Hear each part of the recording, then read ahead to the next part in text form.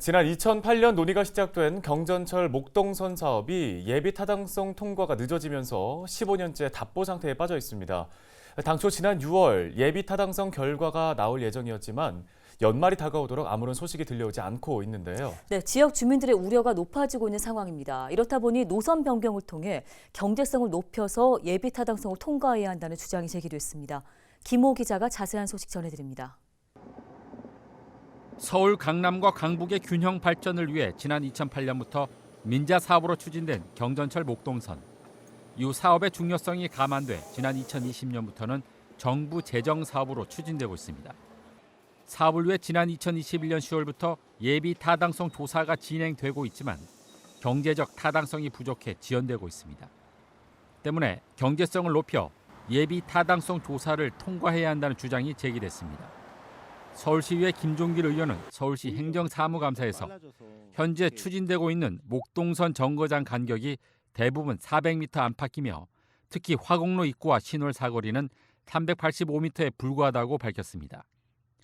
양천과 영등포를 잇는 한가람 고역과 당산역이 2km인 것을 감안하면 5분의 1 수준에 불과하다는 것입니다.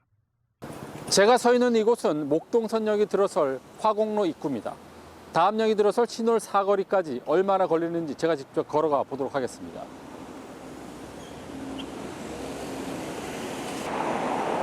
성인 보통 걸음으로 비교적 천천히 걸어왔는데 보시는 것처럼 3분 20초 정도가 걸렸습니다. 김 의원은 이처럼 간격이 짧은 역은 통합해 정거장 수를 줄여 경제성을 높여야 한다고 주장했습니다.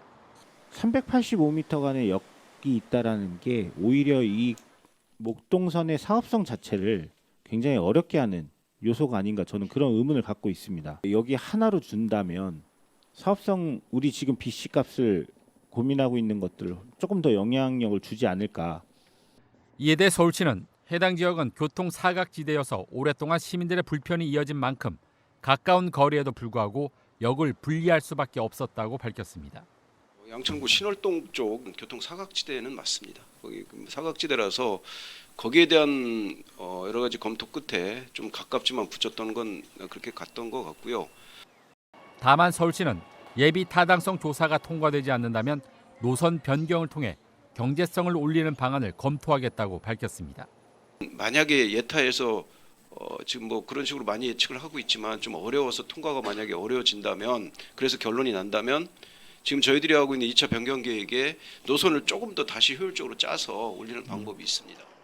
김 의원은 사업성을 높이는 방안도 중요하지만 사업성을 악화시키는 요소는 없는지 검토가 필요하다고 덧붙였습니다. 사업 논의가 시작된 지 15년이 지났지만 여전히 경제성에 발목 잡힌 목동선. 예비 타당성 통과를 위한 다양한 방안이 추진되고 있습니다. 헬로티비 뉴스 김호입니다.